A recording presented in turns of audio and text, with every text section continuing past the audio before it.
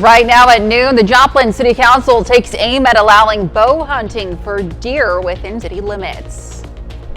And we have an alert day today. Strong to severe thunderstorms still expected within the next half hour to an hour. We're going to have a look at your forecast coming up.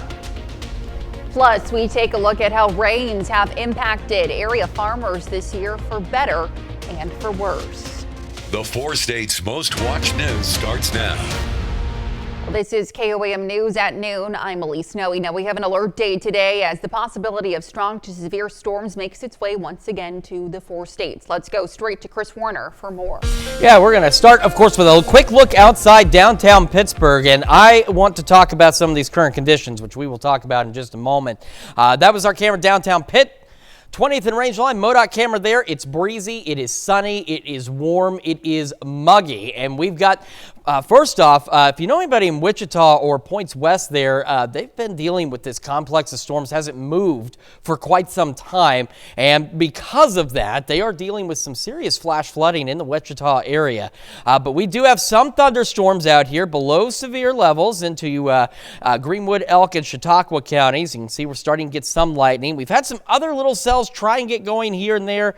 You can see this one that's to the west of Pawhuska, back down into northeastern Oklahoma. But you see these showers stretching down. We've got these southwest of Tulsa, and we've got some just to the east of Oklahoma City. They're hard to see, but they're there. They are what's going to end up being part of the trigger for the thunderstorms that we're going to see as we head into the afternoon. So changes to our severe weather risk. The good news is, again, no major changes. We haven't seen an increase in the tornado risk or in the hail or wind. We haven't seen those levels go up, but the hail threat has been expanded now beyond southeast Kansas, northeast Oklahoma, and now stretches in to southwest Missouri along the I-49 corridor. And our wind risk still pretty much the same. It's been clipped back a little in the far northwestern edges of our area, but that's about it. Yesterday, quick look back, the last couple of days, our lows have been right on track. It's our highs. We're a little bit warm out there, and we're looking to be a little bit warm again. So that's why I want to take a look at our current conditions. 84 in Joplin. It feels like 88. That dew point is at 70. Humidity is 63%, and the wind's already gusting to 33. On the Pittsburgh side of things, we're sitting at 82. Feels like 88. That dew point super saturated, 73, and the humidity at 74%. And you can see the camera shaking with those winds gusting upwards of 24 miles an hour. So again, we've had some rain showers trying to clip up north, but even that hasn't slowed down the warm up that much. Upper 70s. Outside of that, we're getting low, mid, and even into some upper 80s, which is helping set the stage for these thunderstorms here in the next hour or so across the 4 states. We'll deal with them through the evening. Our severe threat should begin to wind down around 10 or so tonight, but we could still have a few scattered storms overnight tonight into early Wednesday morning, but that severe threat will drop. However, our severe threat today, not the only severe threat this week. We have 2 more potential severe weather days this week. We're going to go over those details with you and today's storm chances in the full forecast. That's coming up here in just a few more minutes. Elise? All right, we'll check in with you soon, Chris. Thanks. Well, the 4 states has, of course, seen a lot of rain over the course of the spring. Now, as for farmers in southwest Missouri, there's a good side and a bad side to all the water detaining in the region. Nick Kelly reports. After a drier than normal March from 1 to over 3 inches of rain for the Ozarks, April and May were gushers. Many saw nearly a foot of rain in April, with another 5 to 12 inches in May. Not good for Curtis Millsap and his Greene County vegetable farm. We're going to bear a lot of soil. We're going to till things, we're going to loosen up the soil. And when we get a lot of rain like that, it gets our soil on the move, sends it downhill, which is the last thing we want to have happen with it. Heavy runoff left behind rough and uneven soil, not suitable for any new planting or replanting. Tomatoes, bell peppers, squash, and other summer crops are still sitting in pots for weeks, waiting to go into the soil. While that is a setback for Millsap, he's not underwater, keeping customers in produce. We've got tons of great beets and carrots and cherry tomatoes and head lettuce, and there's lots of good stuff coming out of the fields and the tunnels. So we're still open for business. We're definitely still feeding our community. Ranchers like Josh Worthington in Dade County are thankful for all the rain this spring. It's nothing but great news for his cattle, for grazing and hay production.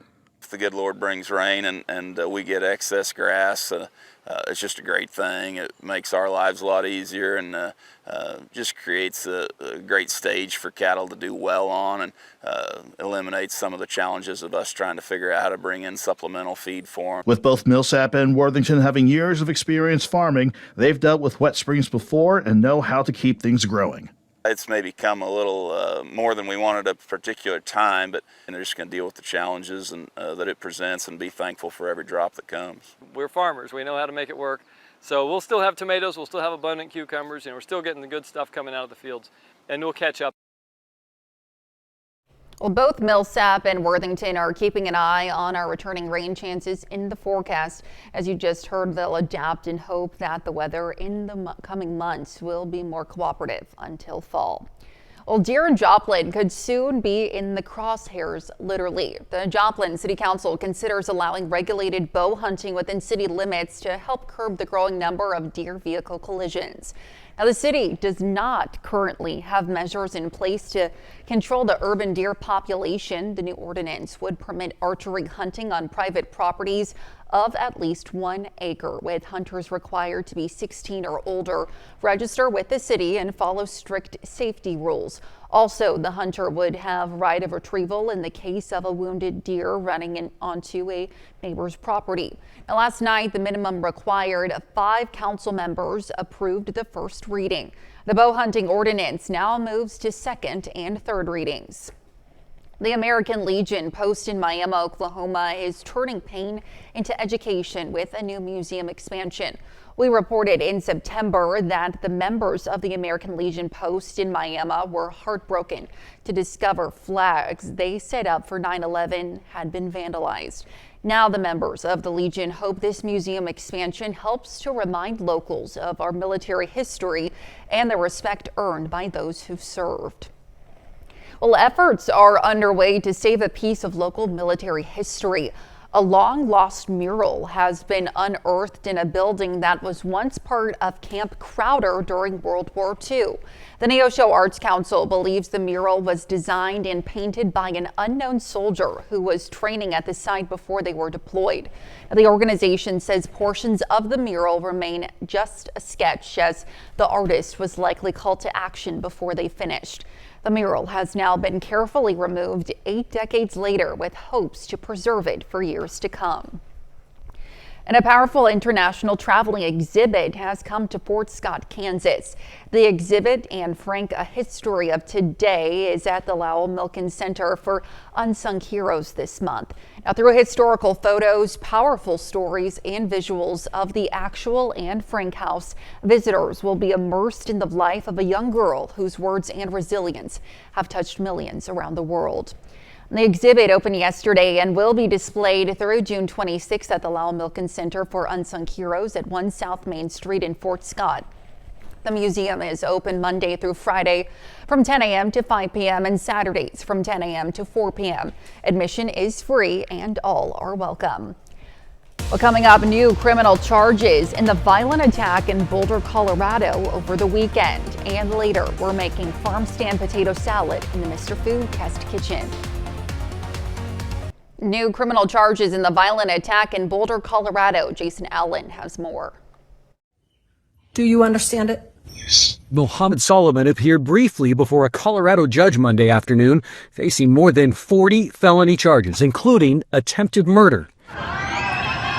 Law enforcement says the 45-year-old ignited Molotov cocktails and threw them at a group of peaceful marchers Sunday, injuring 12 people, some with severe burns, in a targeted attack.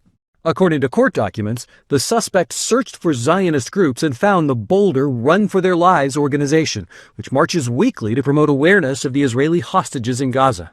He said he wanted them all to die. He had no regrets, and he would go back and do it again.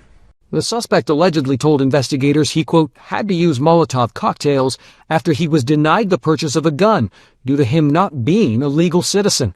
U.S. officials say the suspect, an Egyptian national, entered the U.S. in August 2022 on a B-2 tourism visa. In September that year, he applied for asylum. In February 2023, the suspect's authorization to stay expired. But the next month, he was granted work authorization from the government, which expired in March of this year. On top of the state felony charges, the Justice Department also announced a federal hate crime charge. We've moved swiftly to charge quickly, just to send the message to the community that no acts of anti-Semitism are going to be tolerated and there are severe consequences. As far as the ones that were severely burned, we are the most worried about them. Boulder City Councilwoman Tara Weiner knows 4 of the victims and spoke with some of them Monday. We will support them. Not only the Jewish community, but the entire Boulder community is tight and strong, and we will support them, and they will be okay. If Solomon is convicted just on the federal hate crime charge, he would face a life prison sentence. He hasn't entered a plea yet for any of these charges, and his next court appearance is scheduled for Thursday. Jason Allen, CBS News in Boulder, Colorado. Still to come, Mr. Food. Today, we've got a potato salad that's going to get you rave reviews all summer long. Just you wait and see. Welcome back to the KOAM News at noon. As we mentioned, we do have an alert day today for strong to severe thunderstorms expected to develop here in the next hour or so, and they're going to bring the potential for all hazards, but a greater concern with the possibility of damaging wind gusts and large hail. So here's a look at Skywatch Storm Tracker. Now out in Wichita, as you can see, that one storm over there has gone severe. That warning runs until 12:45, but as you can see by the angle, those thunderstorms are going to miss our area. However, just since we came on the air, look at the increase in thunderstorm activity, especially across Greenwood County around Eureka and then stretching back down toward Howard and Sedan. If we back this up even just a little while before the show started, we're seeing it ramp up and we will continue to. Now, what we've also got to monitor is the additional development that's going to eventually take place down to the south as part of this frontal boundary and start to roll into our area again in the next hour or so, depending on just how quickly these storms can develop. But given the current levels of instability out here, plus back to our west, they've had ample sunshine for deep stabilization. It's warmer down there as if it wasn't warm enough up here. So we showed you earlier, most of us already into the low to mid 80s, and those dew points and humidity levels are up there as well. So a reminder, here's our risk areas. We have an isolated tornado threat across the entire region. Then we have the hail risk across now a bigger portion of the region, and of course that wind risk really still for just about the entire area. So what we're looking at, the tornado threat looks to be primarily with this line of storms, as we could get those QLCS or spin-up tornadoes in the line. Then we have that hail risk. Any individual storms that form before this line gets going will have that potential for some large hail. And then, of course, with a line of storms, goes without saying in most cases, damaging winds are going to be the top risk as this line rolls through. So here's a look down the road here. We're going to start to see those storms develop. They could still fire up a little further southeast. We'll have to see exactly how that pans out. But again, in the next hour or so, we'll get these storms going. Here we are at 5. We're Chanute, Yates Center, Fredonia, just outside Coffeyville, and up into Lynn County into southeast Kansas. We have these showers. We have these storms. They are already going to be severe at this point. This line gets organized and begins to push southeast. And we still want to watch. As you can see, this is still an intense line at 9 o'clock tonight. Eventually pushing into Joplin, Nevada, Lamar after, say, about 10:30 tonight. So you want to stay on guard through the late night hours before that winds down and leaves us then with just scattered thunderstorms overnight into Wednesday. At this point, no severe weather is expected with the activity on Wednesday, and it looks to, as we roll into the afternoon and evening, start confining itself along and south of the I-44 corridor. We go into our Thursday. As we showed you this morning, this hasn't changed. We have those widely scattered showers, maybe even a couple of rumbles of thunder Thursday. Not much, maybe a couple of thunderstorms again south of I-44 by the evening.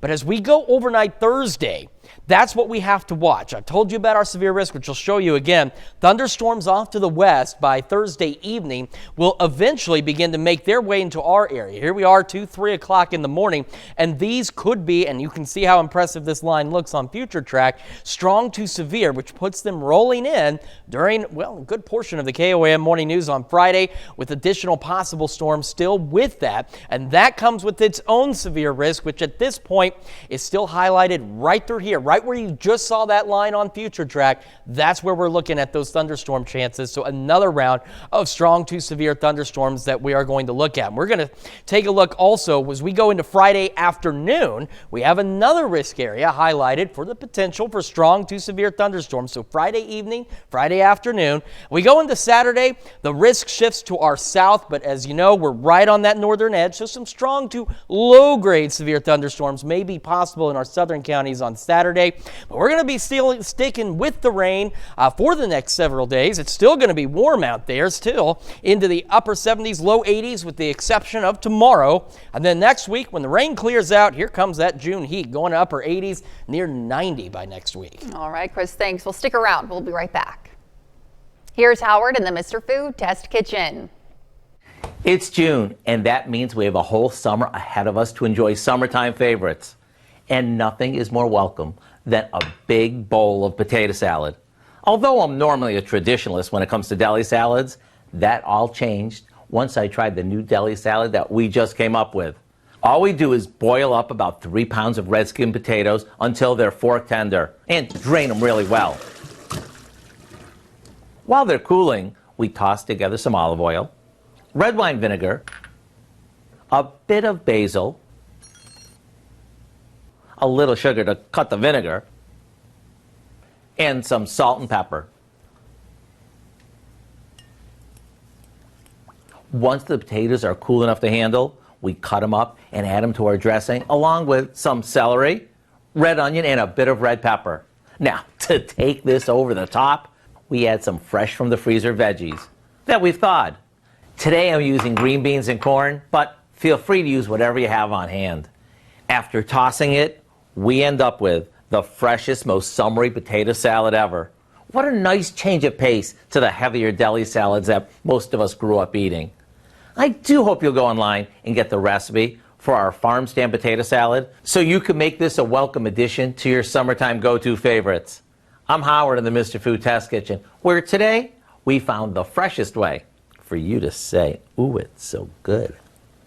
Now here's the 4-state market prices.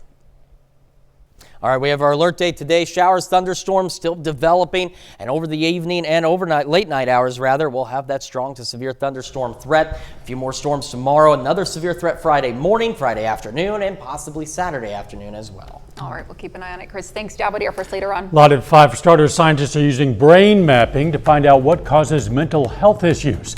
Plus, community concerns about the Girard Police Department after staffing changes. And 6th grade students in Joplin kick off their summer break at an academy, Interactive Police Kids Academy. Join us for those stories. A lot more, of course. It's coming up on KOAM News at 5. All right, Dale, thanks. And that's the news for now. Thank you for joining us on KOAM News at noon. Have a great rest of your day.